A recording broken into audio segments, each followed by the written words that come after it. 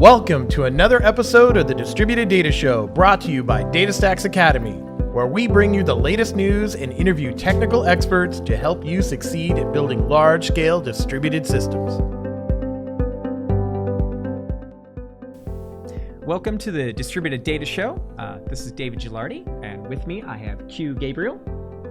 Hi. And over in the remote world there we have Darla Baker. Hello. And we're gonna talk about DataStax Managed Cloud. All right, so I'm just gonna start it off, right? One of you guys, can someone explain to me what is DMC? What's the DataStax Managed Cloud? Yeah, Darla, you should take that one. So DataStax Managed Cloud is DataStax offering of management of your database in the cloud. So you it's a database as a service, essentially. We provide in your cloud environment, we provide end-to-end management and metrics monitoring and uptime guarantees for your database. Okay, so from a standpoint of, like, say I'm a developer coming into this, or I'm in operations or something like that.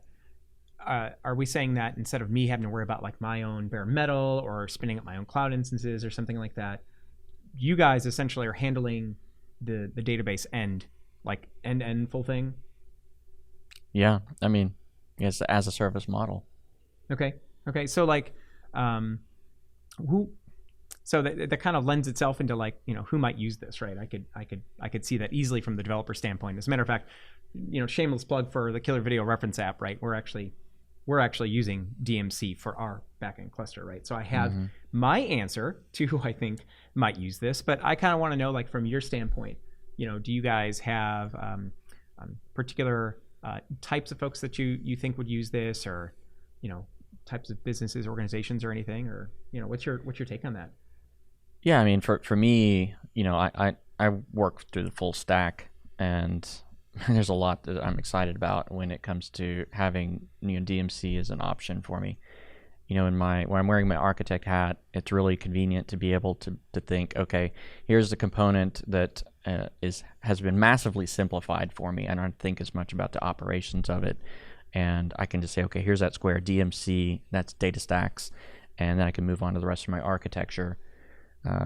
Similarly, as a developer, in my role as a developer, I'm thinking about, I don't have to get all wrapped up in, okay, I have to set up this whole environment. I can just focus on my code and how I need to store my data and get my data, and focus on adding value there. And then when I'm wearing my operator hat, all these are obviously usually different people in most organizations.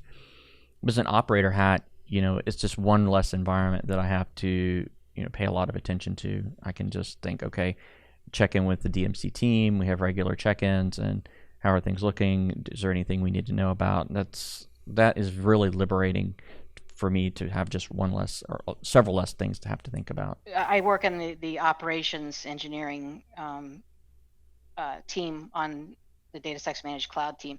So where most of the effort comes into play is in the reducing the operational complexity. So an operations or an SRE team for a business has the you focus on the business, whereas the complexity of just the database is abstracted. So you have the ability to see what the database is doing through our console.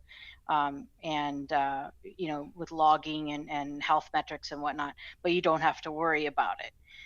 We receive the alerts, we deal with the alerts, and offer self-healing and just basically provision and forget it for the most part. And yet at the same time, we engage with you when your application changes to ensure that the database continues to function optimally.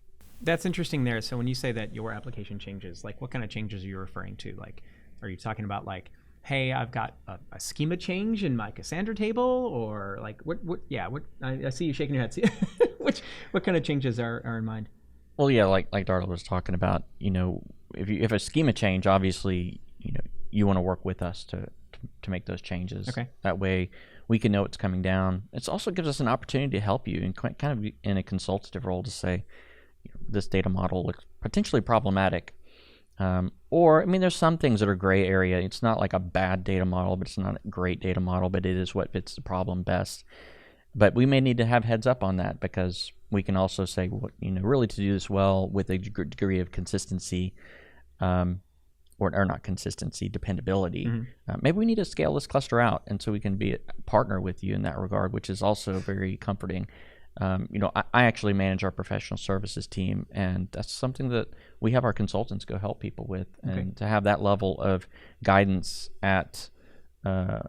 from your managed service partner in DMC is very, very valuable. So is that something that you guys like? It sounds like you're watching the system, right? And that from a performance standpoint or whatever, is there some threshold? I'm not looking for the exact numbers or anything. Obviously, it's going to be different. 42. Yeah, 42. Oh, that's that is the threshold. 42 is totally the threshold.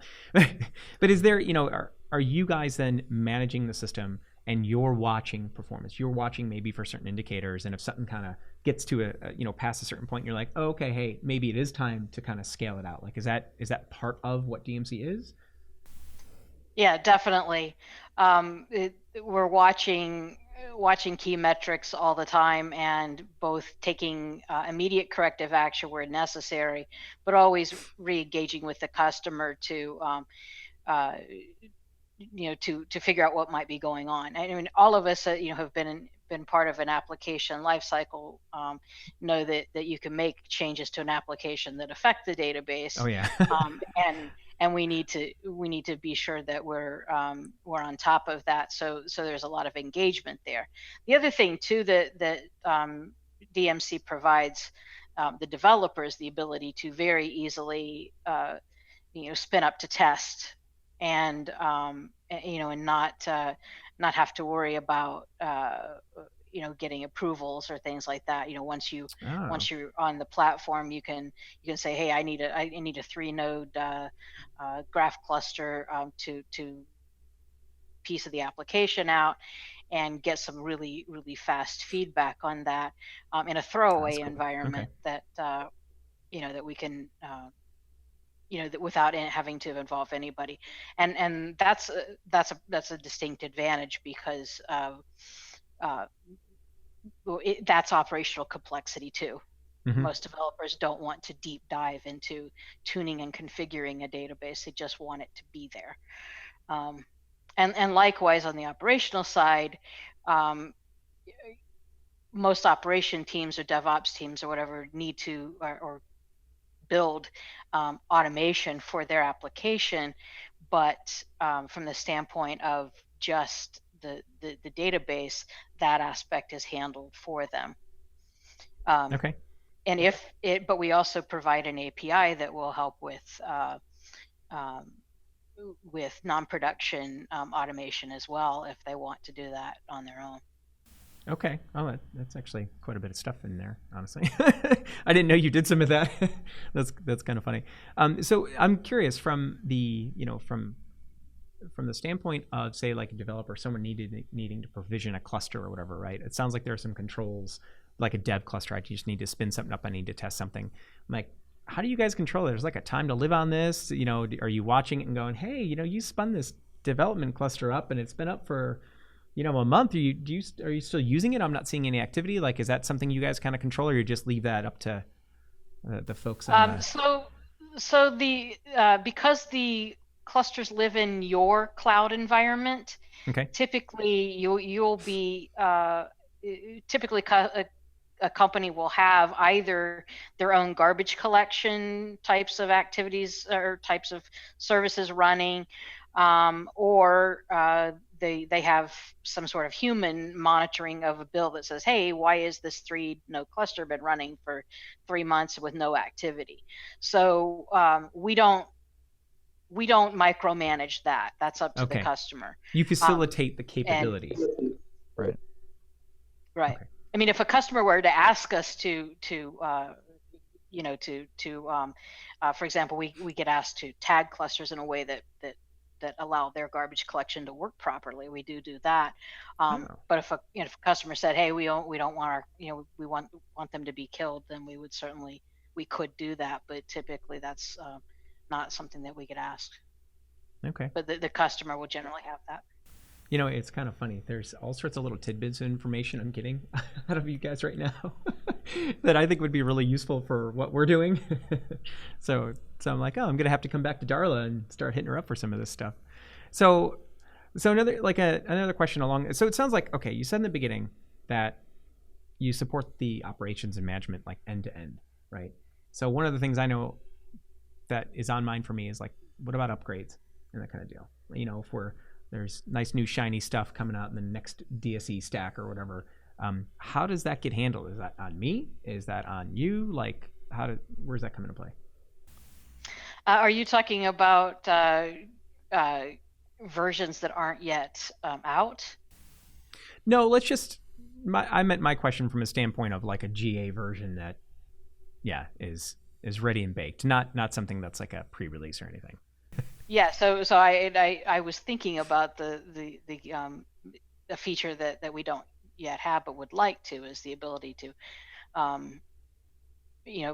to test out a pre-release version, because those things kind of there are customers who like to stay behind the curve a bit, and then there are customers that like to be on the bleeding edge, and certainly developers that are looking for say a particular Spark feature or something that's just being added, and it's and that ability to experiment in preparation for a release that in their applications coming down the road.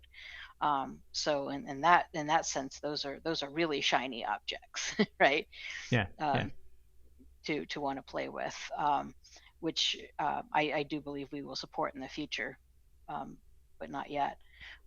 Otherwise, then of course the anything that is available currently, we would have any release up to the latest release available to be able to test whatever features we have in DSE. Okay, very cool. So is there anything that either one of you guys, anything you think we haven't really kind of hit on, some highlights or anything as far as the DMC that you want to tell people about? Nothing's coming to mind right now.